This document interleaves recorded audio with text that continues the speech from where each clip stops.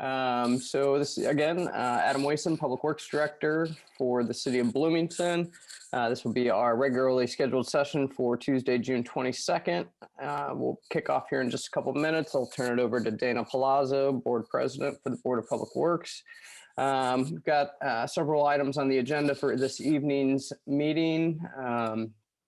We've got a staff report on Lower Cascades and the old State Road 37 road closure pilot project. We've got Title VI enforcement for 4 properties. We've got a pretty large consent agenda, which includes our Board of Public Works electronic meeting policy to be in compliance with new state guidelines as far as how we conduct our meetings. Then we'll have 3 items for new business. Looks like it's officially 5:30. I'll turn it over to you, Dana, and we'll go from there. All righty, awesome. Thank you, Adam. All right, I call to order the regular meeting of the Board of Public Works this Tuesday, June 22nd, 2021.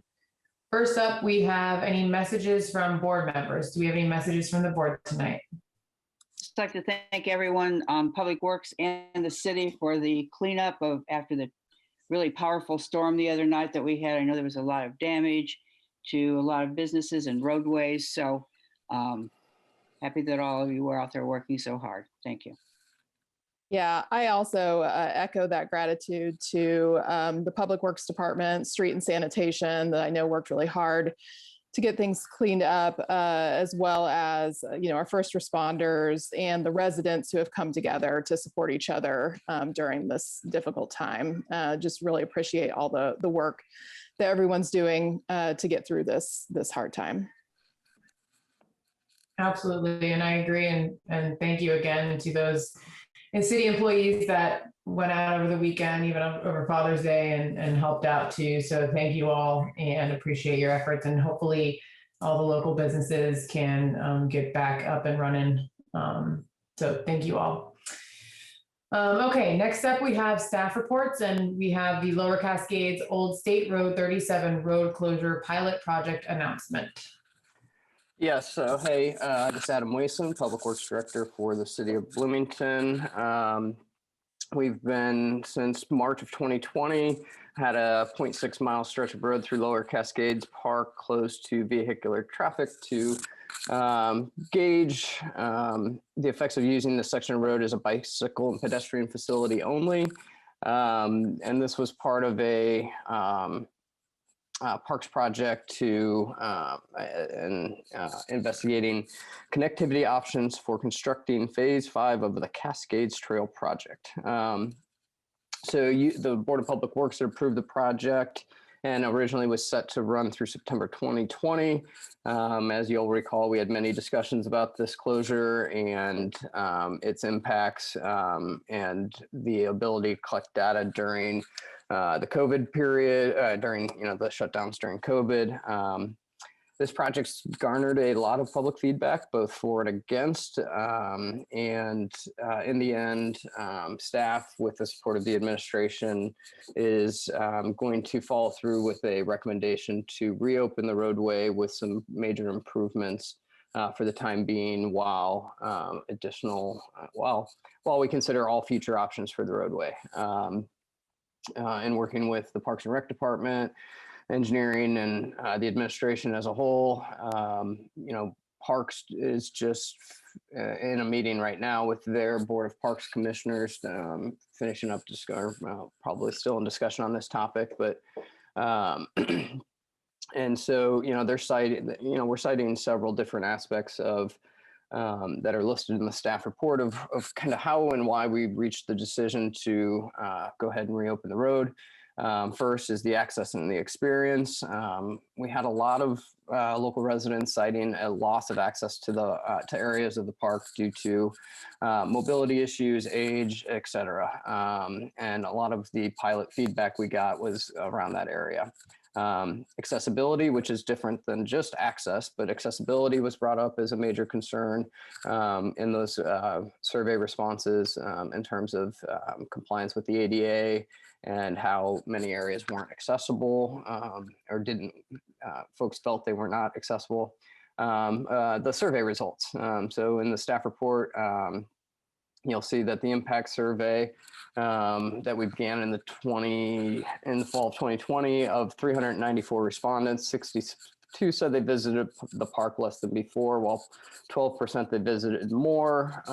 When asked to rank on a scale of 1 to 7, 360 respondents indicated that of the 360 respondents, there was a 2.2 average rating for permanently closing the road.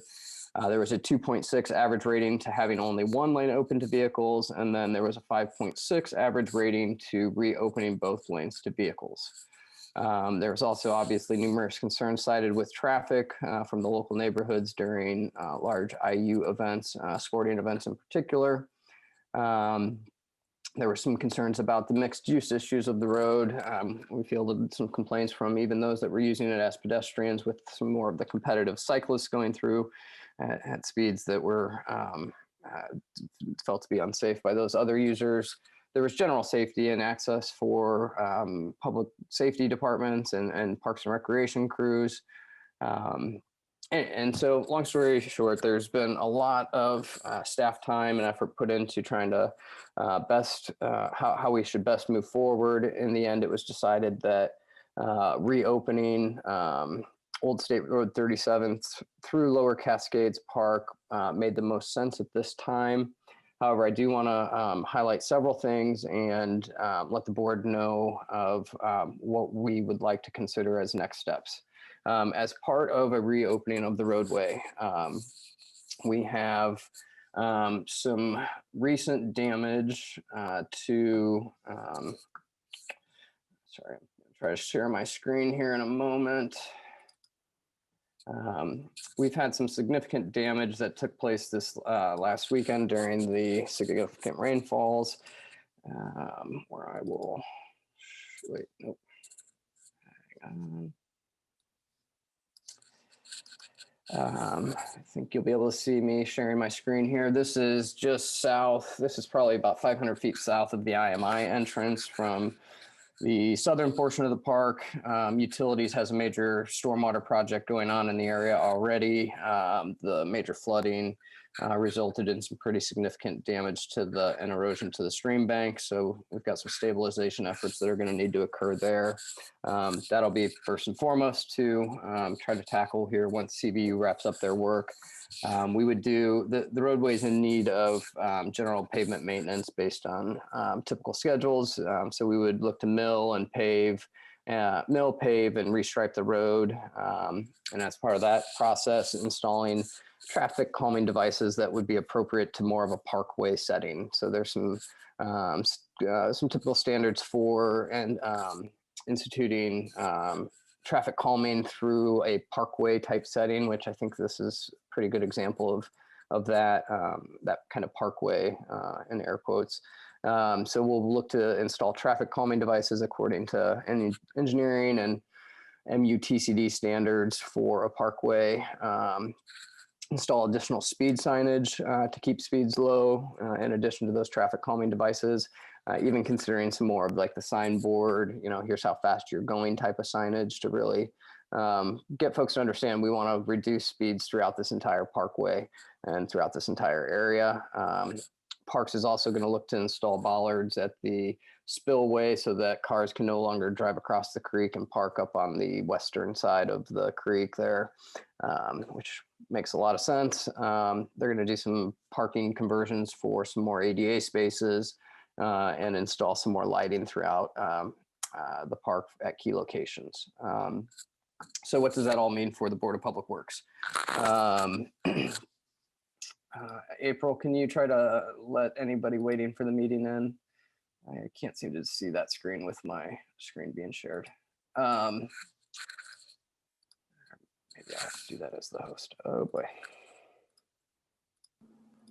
I cannot allow anybody in. You're the host. Right. I will back up here in just a moment. Okay, folks, I apologize. I was sharing my screen during that portion. I noticed we had about several members of the public looking to enter into the meeting. And so I apologize. I'll kind of recap, and in case anyone Sorry. Okay, looks like I've got everybody out of the waiting room. All right, I'll go ahead and recap the last several minutes of what I was kind of talking about, knowing I was sharing my screen. I couldn't see that we had several people waiting to enter the meeting. So again, the final recommendation of both the Parks and Public Works and other city staff is to reopen Old State Road 37 through Lower Cascades Drive with several roadway improvements to help reduce the speeds throughout this park and parkway. Cited several reasons why. There's a staff report. Paula McDevitt also gave a staff report in the Board of Parks Commissioners that outlined a lot of this, but in the end, it came down to, based on all the feedback, all the survey data, and considering all the factors, it was the recommendation of city staff to reopen this road with this parkway and roadway with the following traffic improvements to reduce speeds throughout the park. That'll include needing to make some substantial improvements to some erosion that happened and some roadway collapse that happened with the weekend's flooding. We'll be working with CBU and others to address that. But in addition, pavement maintenance is at a time when it should be completed as well. So we'll do a mill, paving, and restriping of the road. We'll install the plans to install traffic calming devices throughout the parkway to help reduce speed, to help further reduce speeds, which will be done with coordination with the engineering and other city departments to make sure we do that at a standard for a parkway like this. Obviously, we'll make sure that, given that it's traffic calming, make sure to have that discussion in a very public manner and let folks know what the plans are there. There will be additional speed limit signage throughout the park, possibly including actual speed signs that indicate the speed in which the vehicles are traveling. Limestone bollards will be installed to prevent vehicular access to the spillway section of the creek, and parks will plan to convert that gravel lot to green space. There will be conversion of some additional spaces to ADA spaces south of the southern playground, and some additional lighting improvements throughout the park. So again, sorry I had to regurgitate all that multiple times, given that folks were sitting in the waiting room, but that is the final, that's the recommendation that staff is moving forward with. Given the impacts to the roadway this weekend, we've got several we have city departments all meeting out there with contractors and others tomorrow to take a look at what occurred and what's going to need to occur for the stream bank stabilization in the areas that flooded out this weekend. And then, so what the plan is as of now is that road's not going to reopen anytime soon due to the current conditions. We're going to spend the next couple of weeks looking at what the contract costs would be for the repaving, the installation of the traffic calming, et cetera, to get a better idea of not only the costs, but the possible timelines to implement those things, and then come back to the board at the first meeting in July with some updates there on what we'll need to, the road closure is going to need to continue no matter what for some period of time while all of these improvements would be made and the current damage is fixed. So with all that being said, that does not require any action from the board this evening because this was a pilot project. We're simply reopening the pilot project. I know it's going to garner some good discussion and some feedback from the public, but at this time, I'd answer any questions from the board. And then I would suggest we open up to public comment. If there are questions, any questions we can't answer tonight, we'll obviously follow back up. Thanks, Adam. I don't have a question. I did just want to make a quick comment. Couple things. I did want to thank you and the park staff. I do feel like they communicated with us along the project. I know it started off in kind of a weird spot because of the pandemic. And there were some concerns about that. So I do appreciate the communication, the updates that we received along the way. And I'm really appreciative of the feedback that we got from city residents. So appreciate that they went online and filled out the survey and they came to meetings and they talked to us about it. That was really helpful. And just kudos to the city for listening to that feedback, because we did hear a lot of concerns about everything that Adam mentioned. And, kudos to the city for taking that feedback, listening, and, reopening the roadway, but also, with improvements. So I'm excited to see that there's going to be some traffic calming and other accessibility improvements along the way. So I really appreciate it. And, it was nice to see this kind of play out, this pilot project, because it was the first that I was involved in, and I thought it went pretty well. But I do also look forward to hearing comments from the public as well as how we can improve for the next time. So that's my comment. Any other comments or questions from board members at the time? If I agree with you, go ahead. Yeah, Beth, Sure. if I could real quick in response to Dana, what I would say too is this doesn't preclude anything from the future. This is, this is a way to make some changes now that we hope will be major improvements from what it was before, that it's kind of balancing both, balancing all the need, all the different views that we've been hearing from by trying to lower speeds, make it safer, and in conjunction with the other improvements Parks is making throughout the park with, their paved path back to the waterfalls and everything else. But it's just trying to balance all of the users. And it's a difficult thing. I know that, there's going to be certain sides that are thrilled with this decision. There's going to be certain folks that don't like this decision at all. And, as public officials and everything else, that's the line we toe in a lot of things we do. And quite honestly, it's the kind of the current, it's been how a lot of local issues have played out here lately, and it's unfortunate, but at the same time, we're trying to balance that. I think this shows that, with all of the additional traffic calming that we're going to try to plan and coordinate, and to really reduce speeds. We're the speed limit through the park's already only 20 miles an hour by city code. We're going to make it very, very apparent that's the expected high speed that you go through in that park. IMI has changed a lot of their travel patterns since this, and we're going to really work with them to keep their truck traffic out of this parkway. And they've been great to work with throughout this. So I don't expect that this is going to be a detour route for their trucks to get back north anymore. That they're going to be able to work with us, and we'll whether through Traffic Commission and Bike Ped and others, we'll if we need to make updates to policies or codes to make sure truck traffic's fully prohibited, we'll do that as quickly as possible as well. Again, the intention is to slow speeds through here and try to accommodate all users. So, yeah, thanks. Thanks, Adam. Yeah, I just wanted to say that I agree with everything you said, but this is a very significant project. It's going to be ongoing for a while, so we just ask for everyone's cooperation and understanding, and always feel free to ask questions. But thank you to everyone that's involved in this very, very big project.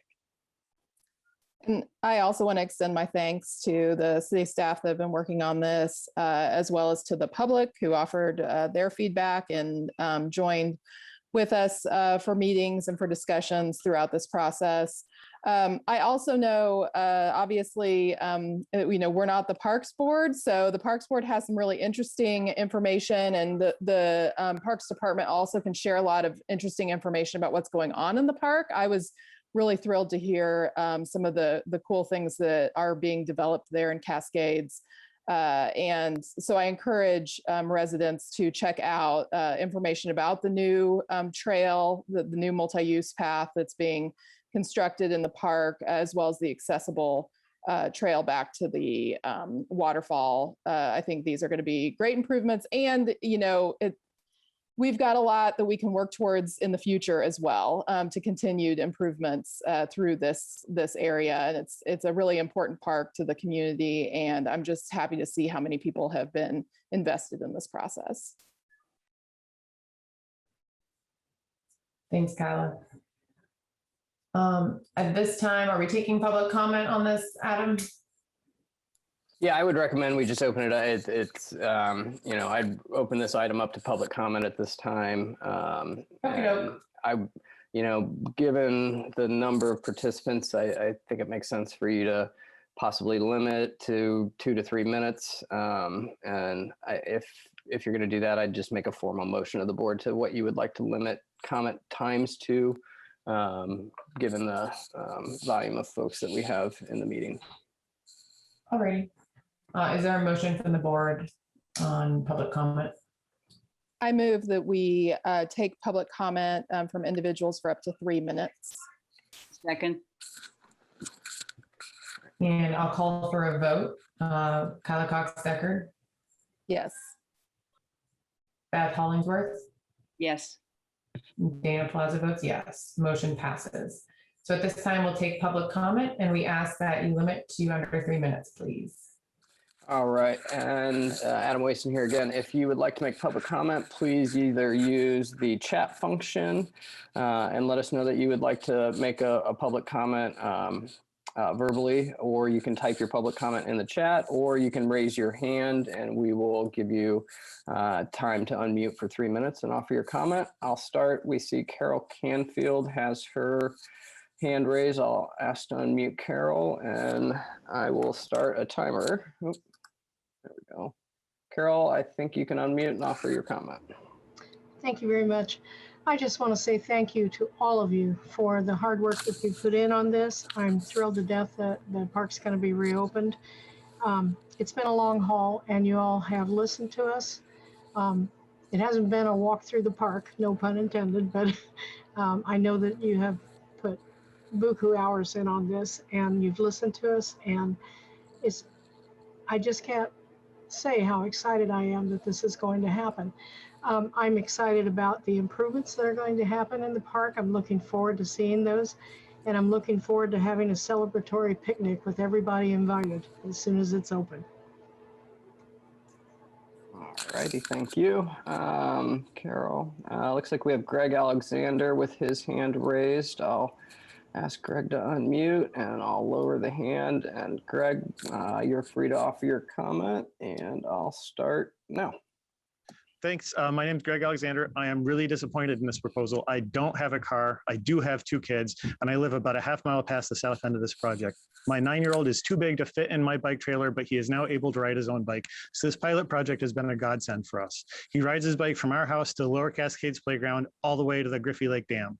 Sometimes we all walk from our house to the playground along this path. It is safe and comfortable. I don't know how we would get to the park without it. Tim Street was kind enough to talk to me on the phone this afternoon. I asked him, how do we get to it? And he suggested we should drive. What are we going to do? How are we going to get to the playground safely? A bike and ped connection through the park has been in the city's plan since the 2008 Greenway System Plan. The 2011 Journey to Platinum plan called for it explicitly to connect Miller Showers Park to North High School and to Griffey Lake. In 2018, City Council approved $2 million of bond money to complete the connection to Miller Showers Park. Parks has already spent almost all of that bond money without providing the connection.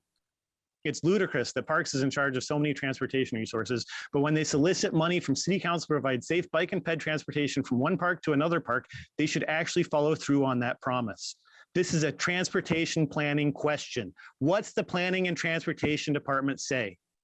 You know, I'm sensitive to people who say there are difficulties with north side connectivity, but the fact of the matter is there are 4 roads, Prow Road, Kinzer Pike, College Avenue, and Dunn that they can use. There is no safe bike or ped connection in the whole north half of the city if you close this pilot project.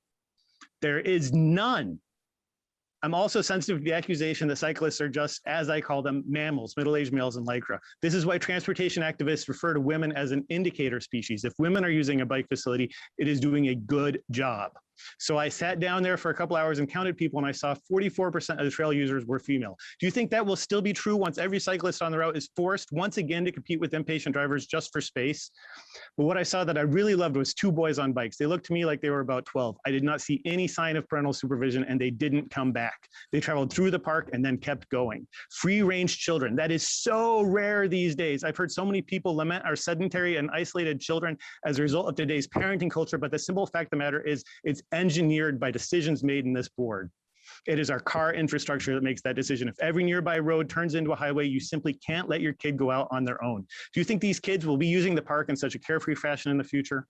That said, if we are going to solve these problems with traffic calming, we need to evaluate if it works. We need to set peak travel speed goals and continue to adjust the roadway until those goals are met. This road will be a very hard road to calm.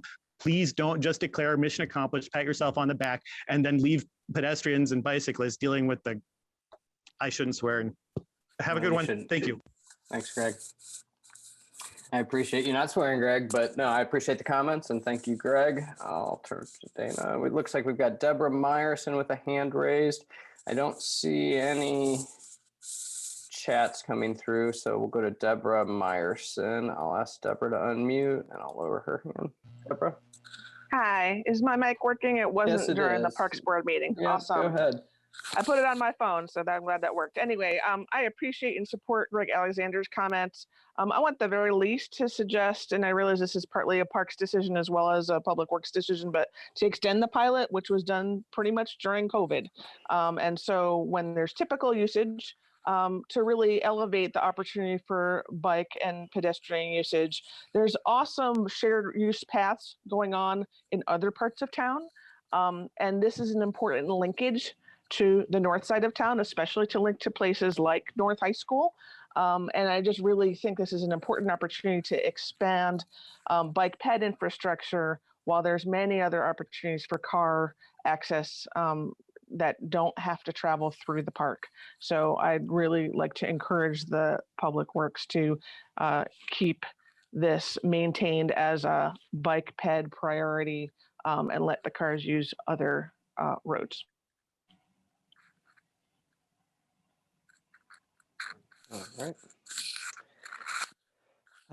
We've got Councilmember Sue Scambolari is up next. I'll unmute.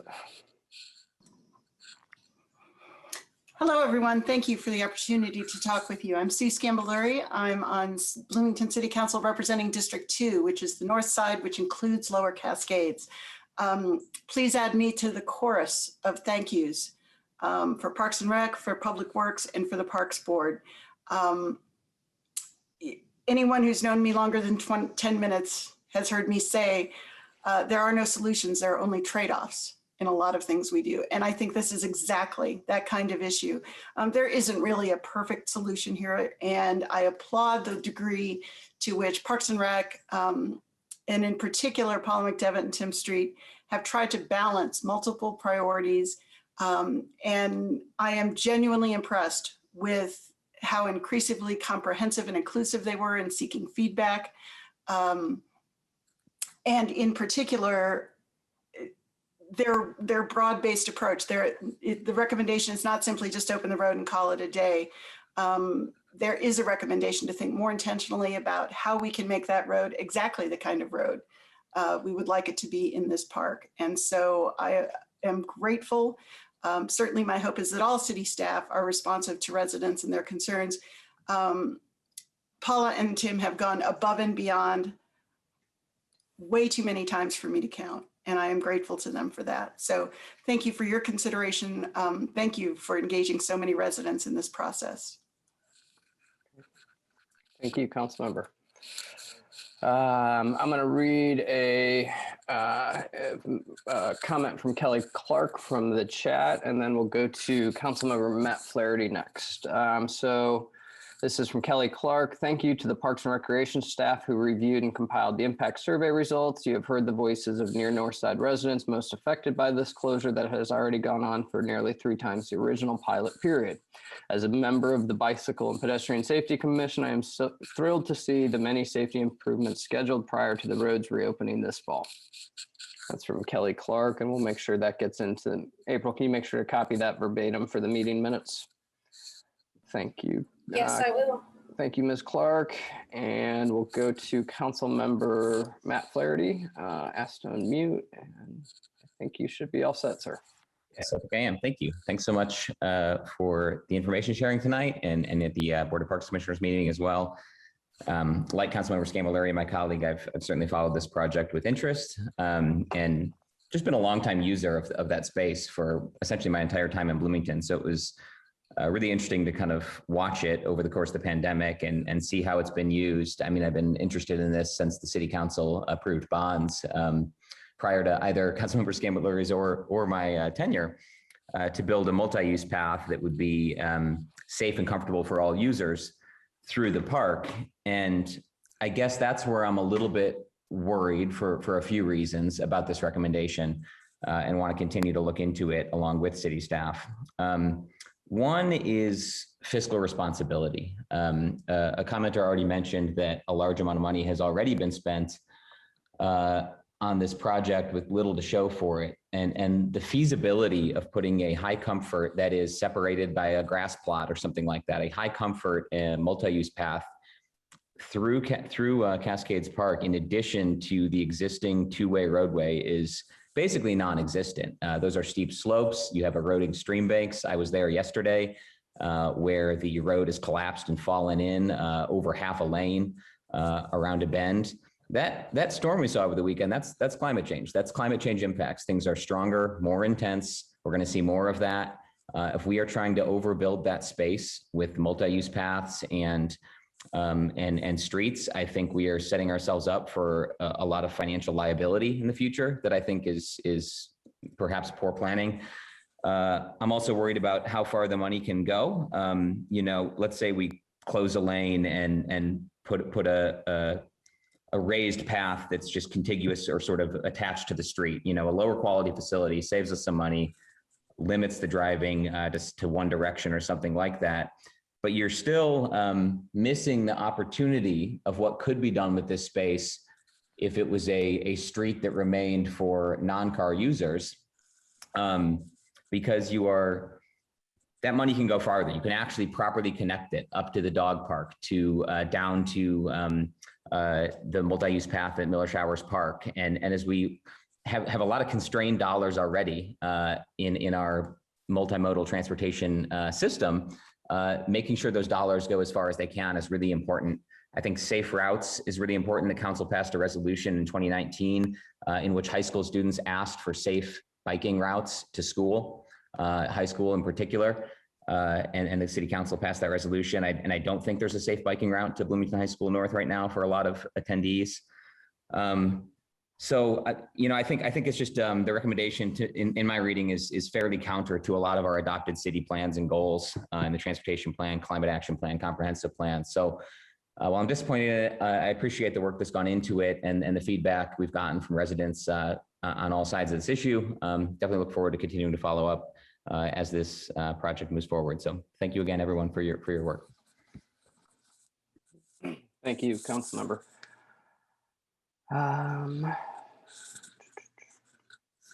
don't see any other raised hands on this. I don't see anything new to the chat. Are there any other, can I do a last call at this time for any public comment on the Old State Road 37 Lower Cascades discussion regarding the reopening of that facility?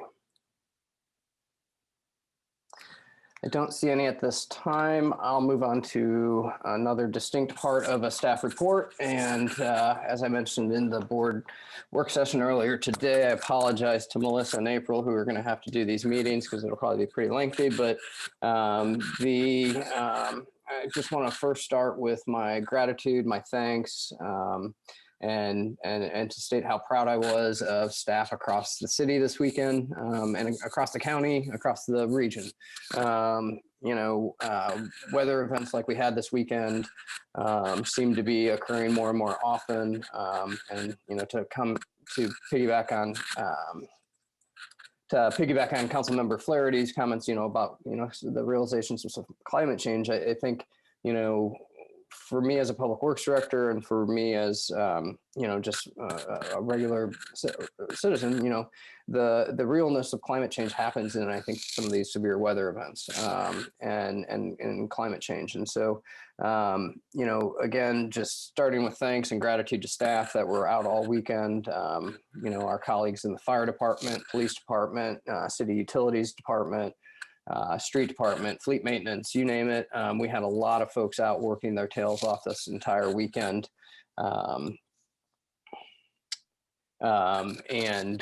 Just a lot of hard work went into responding to what we were dealing with. I've now, been with the city for just over 16, almost 17 years in a full-time capacity.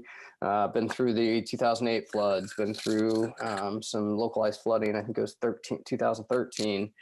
We saw some pretty major localized flooding in 2019. We saw some localized flooding 2-3 weeks ago during a major rain event. It seems to be happening more, on a more regular occurrence. And so, working closely with staff at the utilities department and others, what can we do in these events? What can we do better? What did we do well? How can we all respond? But the cooperation and the communication amongst all the different players, and whether it was city and county and everyone, it deserves some recognition and credit for hard work. Public works staff in particular, we had folks from the sanitation department step up and come in for overtime to help us clean up. We had street department staff, we had public works staff through the facilities division and the admin office out there all weekend getting things cleaned up. Pretty proud to say that by I think we about 1:30 on Sunday afternoon had Kirkwood between Indiana and back to Grant. We had everything power washed. We had the street sweepers through there. If you would have said there was 3 or 4 feet of water down there a day and a half ago, I would have called you a liar if I hadn't been there. But the effort was tremendous, and I just really appreciate the staff. In particular, I want to thank Ron Payton at the street department. I want to thank Michael Large from the Public Works Admin Division. I want to thank Joe Van Dievender, Dan Bittner, Herb Kinzer, and Mike Stinson down at the street department. I know I'm going to miss some names here. JD Borup with facilities was out at the fire department, the police department, till 5 in the morning, and then back a couple hours later, just trying to troubleshoot what we were dealing with flooding. Staff down at the utilities department, Justin White and John Decker, John Moore, Phil Oakley, all just out there helping whenever with everything we needed. And just so many folks that put their, put their Father's Day plans on hold, put their weekend plans on hold, and showed up and did the work that was needed to be done. Chief Moore, Chief Dekoff, and all of their teams deserve just a ton of credit. It was a busy weekend, and it reminds me of why I'm proud to work here, why I've always been honored to work for the city of Bloomington. So I'll leave it at that and just say thank you to all those staff members that were out there. So I'm just going to go back. We've got one more public comment that looks like it came in the chat for Lower Cascades. This was, and I'll just wrap my staff report with this. I appreciate this is Susan Glowacz, Glowacz, and Susan's comment is, I appreciate all the comments offered and the efforts of all the various commissions regarding Lower Cascades. I look forward to the improvements, but I'm also hopeful that the road can be closed in the future to support the health of the ecosystem, pedestrians, bicyclists, and connectivity throughout Bloomington. So thank you, Susan. And thank you, Mary Catherine. Awfully nice of you. All right, so we will get on to the the other parts of the agenda. Again, appreciate everybody's comments, everybody's feedback on Lower Cascades. These things are not always easy, and just appreciate everybody, offering the input, doing it respectfully, and it's something that there's no limitation on what the future of that can be, and look forward to making it, being part of that. So Dana, I will turn it back over to you. I will wet my whistle and I will be ready to speak again in a moment. Awesome. Thank you. Thank you for all the public comments too. Next up, we have petitions and remonstrances. So this is an opportunity for any public comment on any items that are not on the agenda tonight. Do we have any public comment? And I think we do. I see one now, raised hand. All right, this is for items that are not on the agenda tonight. It looks like we've got Jim Shelton with the Chamber of Commerce. I'll ask to unmute and lower Jim's hand. Jim, go right on ahead. Good evening. On behalf of the Chamber, I want to second all the kudos to all the city entities that helped deal with this crazy weekend. And then the thing I really came to this meeting was on my personal behalf. I live in the Renwick area. I want to thank you guys for the reorganization of the intersection of Sayre, College Mall, East Morris Pike, and Hillside Drive. I don't know who designed that new arrangement, but it is really, really effective in both moving cars. I think is probably better than the old intersection did, and it is extremely safer for pedestrians or even bikers. So thank you for that. And then combine that with the recent paving of College Mall Road, which they were out there striping this afternoon when I came home. It's really made the whole area much more pleasant to be in, either on foot, which I do a lot, or in a car. So just wanted to say thanks, and just thanks. Well, thank you, Jim. I appreciate that. I'll just make one note based on Jim's comments with the College Mall Road and Sayre and Morse Pike intersection improvements. You know, there were times there over the last year and a half where things were looking a little less than desirable in terms of you know, how it was all functioning during construction and everything there. So we, you know, very much paid attention to that. And I certainly would agree with that, but now I know you would. And you know, the lights are so much smarter than the lights that used to be there before. Yep. So they really do move people when it's safe for people to be moved. And that with the no right turn on red as you come in from College Mall Road, I just think it's really safe for pedestrians. And but yeah, it was kind of miserable while you were doing it, but that's the way those things go. So I'll be quiet. Thanks very much. Thank you, Jim. And I'll just finish to say, you know, it's the combination of all those improvements, the signal improvement, the shorter crossing different distances for the pedestrians, you know, and then with the College Mall Road project and the bike lanes there, it's we've gotten there, although it was slightly painful at times. So thanks for that, Jim. Appreciate it. Thank you. Is there any other public comment on any items not on the agenda tonight?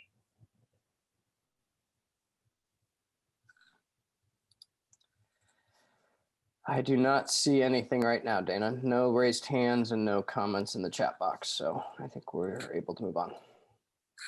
All right, thank you. Okay, next up is Title VI enforcement. First on the agenda is the abatement at 668 North Meadowlark Lane.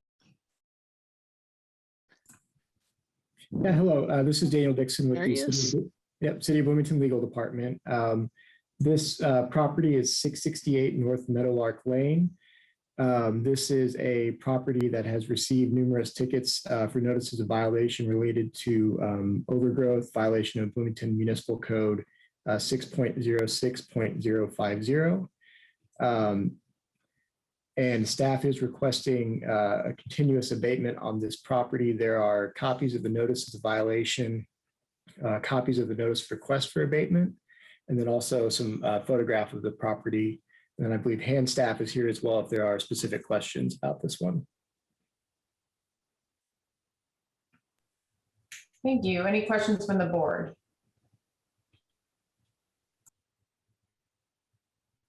Hearing none. Any public comment on this item? Seeing and hearing none. Do we have a motion? I move approval of continuous abatement at 668 North Meadowlark Lane. And I second. And I'll roll call. Beth Hollingsworth, Yes. Kyla Cox Deckard, Yes. Dana Palazzo, yes. Motion passes. Next up is abatement at 740 Southwestwood.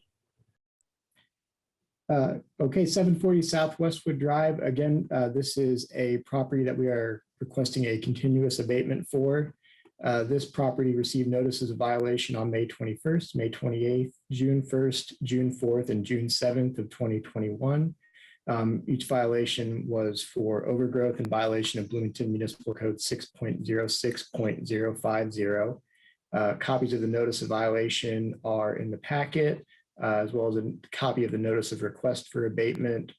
And then there are additional photographs where you can see very clearly the extent of overgrowth on this property. As I mentioned, Hand is requesting a continuous abatement for this property. Staff is here as well to answer any questions. Thank you. Any questions from the board? Okay, any public comment?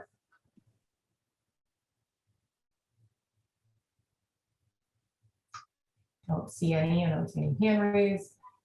Do we have a motion? I move approval of continuous abatement at 740 Southwestwood. I second. And I'll call for a vote. Beth Hollingsworth, Yes. Kyla Cox Deckard, Yes. and Dana Plaza is a yes. Motion passes.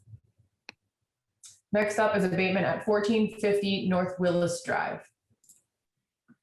Okay, staff is requesting a continuous abatement for 1450 North Willis Drive. This property received notices of violation on May 10th, May 13th, May 25th, June 9th, and June 11th of 2021. Violations were for overgrowth in violation of Bloomington Municipal Code 6.06.050, and then also for violation of the garbage ordinance in let me see. I believe it's 6.06.020. There are copies of the notice of violation in the packet. Then there's a copy of the notice of request for abatement, and then photographs of the trash and garbage, as well as the various locations of overgrowth on the property. Again, staff is requesting a continuous abatement, and staff is here to answer any questions you might have. Thank you. Any board questions on this item?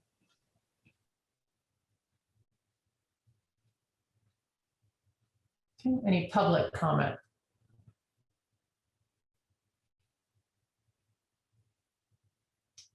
Seeing none, do we have a motion?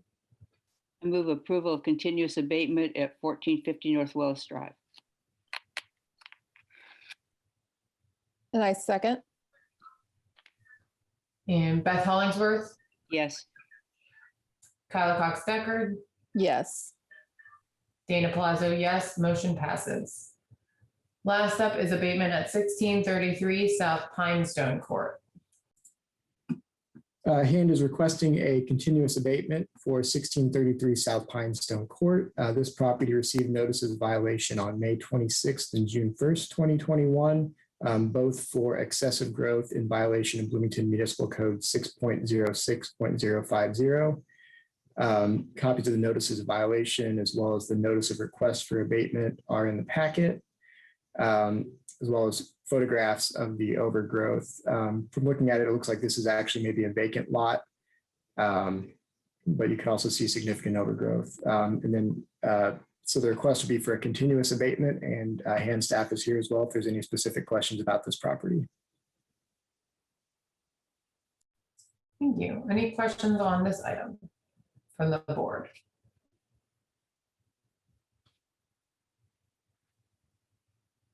Any public comment on this item? I see a hand raised.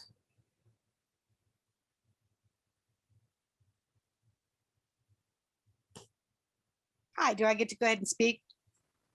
Yes, please. Thank you. Hi, this is Mary Catherine Carmichael, Office of the Mayor.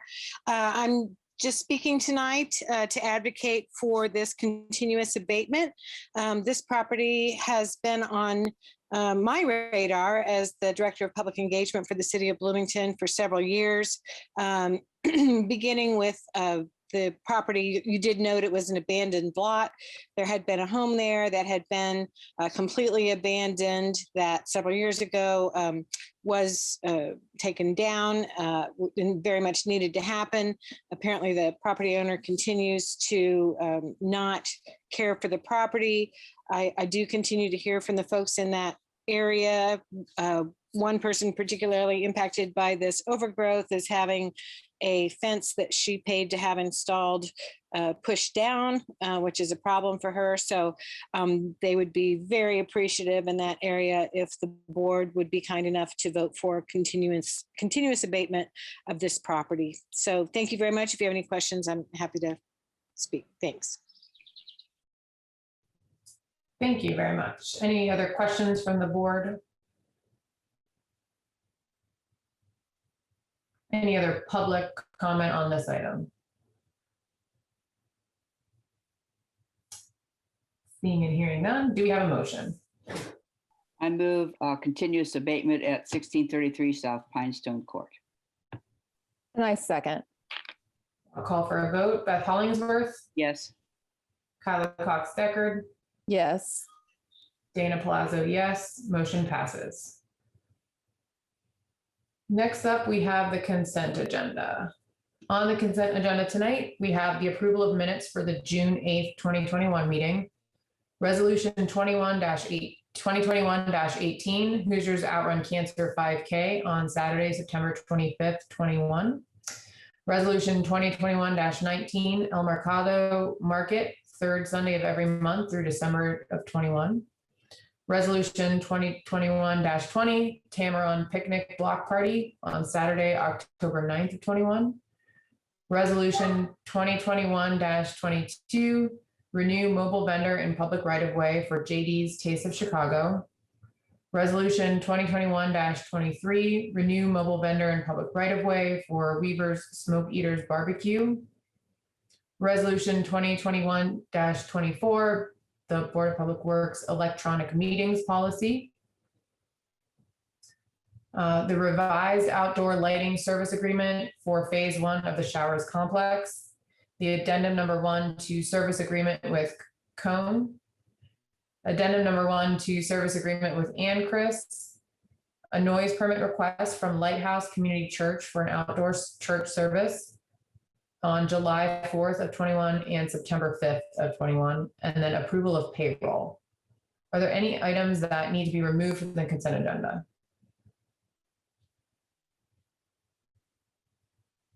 Any questions or comments from the board on consent agenda?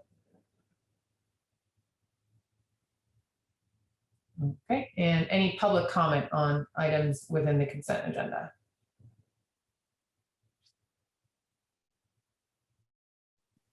It does not appear so. Okay, do we have a motion? I move approval of the consent agenda. And I second. I'll call for a vote. Beth Hollingsworth. Yes. Kyla Cox Deckard. Yes. And Dana Palazzo, yes. Motion passes. Next up is new business. First is change order number 1 to the East Allen Street Traffic Calming Project. Good evening, everyone. Russell White with the City of Bloomington Engineering Department. This project was awarded in November of 2020 to E&B Paving. Work began on this project approximately April 12th of this year. This contract involves the removal of temporary traffic calming bump outs and the installation of 4 permanent bump outs, 3 of which contain rain gardens. The original contract amount for this project was $62,262. Change order number 1 is required to balance out the final contract amount. If approved, this change order will result in a decrease of $490.40. The final adjusted contract amount would be $61,771.60. Are there any questions for me? Thank you. Any questions from the board?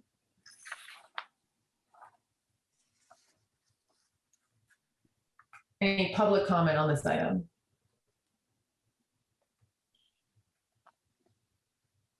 I don't see any hand raised. I don't see any chat. Do we have a motion? I move approval of change order number 1 for the East Allen Street Traffic Calming Project. And I second. I'll call for a vote. Beth Hollingsworth, Yes. Kyla Cox Deckard, Yes. Dana Palazzo, yes. Motion passes.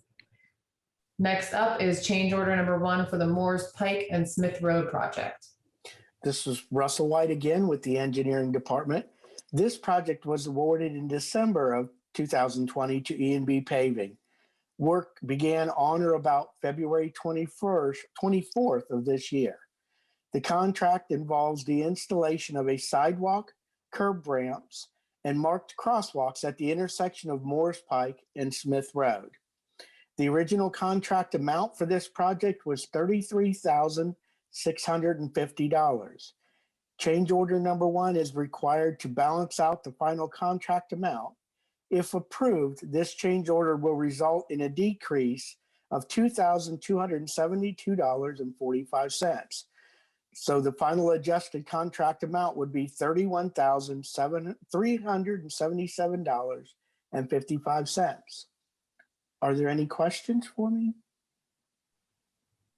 Thank you. Questions from the board? Alrighty, any public comment on the item? I don't see any. See any? Great.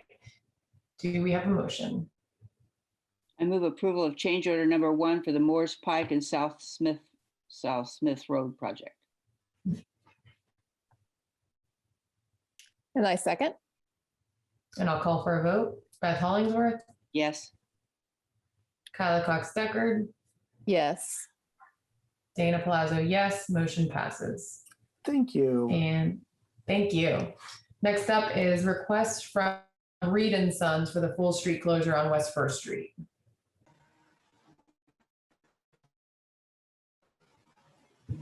Good evening. This is Paul Kerberry with the Engineering Department. Reed and Sons Commission is requesting a full street closure on West First Street from South Walker Street to South Blue Street. Is that real choppy for you too, Dana? Hey, hang on, Paul. You're real choppy right now. Let me go ahead and so I'll take over for Paul right now. This is a full street closure for Reed and Sons on behalf of Pepper Construction. Reed and Sons is a subcontractor for Pepper. Pepper has been contracted to build a new hospital ambulatory facility on West First Street between Rogers and Walker. They've been closely working with both IU Health Bloomington, all local ambulatory services on this closure. This is for some utility work across the roadway to facilitate the further construction of this facility. So I know Paul has been working very closely with both Pepper and Reed and Sons to get a traffic maintenance plan in place that'll be satisfactory, and we'll monitor as that goes. We've been very adamant, this is a project to build a new ambulance service for the ambulance service building for the ambulance department. So make sure the ambulance department that's still there, who you're building this for, has everything they need. So I think we've got everybody on the same page. Thank you. Any questions from the board? I don't have a question, but I was just glad to hear that emphasized because that was the very first thing I thought of. I was like, what about the ambulances? So appreciate all the coordination on that effort. I kind of figured the ambulance service had some leverage considering it was a building for the ambulance service. Okay, any other questions from the board? Any public comment?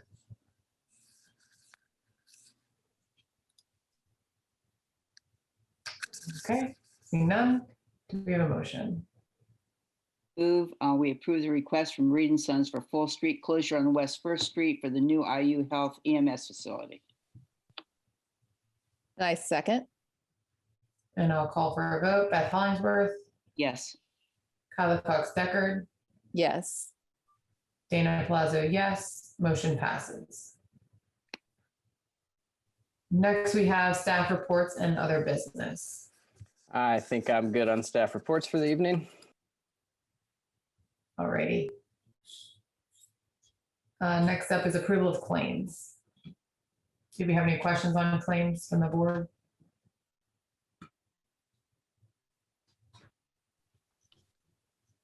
Okay, any public comment on claims?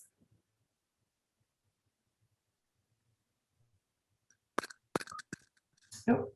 Okay, do we have a motion? I move approval of claim $731,719.21. And I second. And I'll call for a vote. Beth Hollingsworth, Yes. Kyla Cox-Deckard, Yes. Dana Plaza is yes. Motion passes. Claims approved. And looks like there's nothing else. So I will call for adjournment. Thank you all very much. Thank you all. Thank you. Good night. Thanks. Thanks, Adam. Have a You great night. too.